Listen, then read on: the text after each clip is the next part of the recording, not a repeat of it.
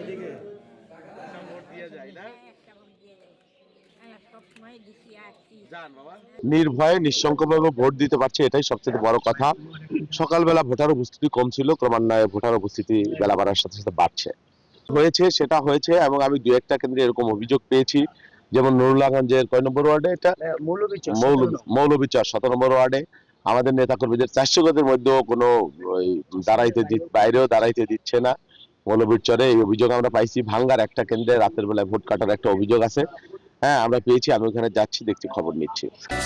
Smart ও compact vision washing machine install করা যায় মাত্র 2 ফিট স্পেসেও।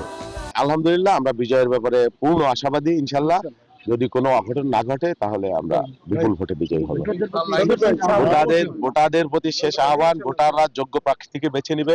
দীর্ঘদিন পর একটা নির্বাচন হচ্ছে, এই নির্বাচনটা আদায়ের জন্য আমরা যে লড়াই করেছি, সংগ্রাম করেছি, তার প্রতি রেসপেক্ট এবং আগামী দিনে এই এলাকার শান্তি, সম্প্রীতি, সৌহার্দ্য এবং সমন্বয়ের যে রাজনীতি, সেই রাজনীতির পক্ষে ভোটাররা ভোট দেবে।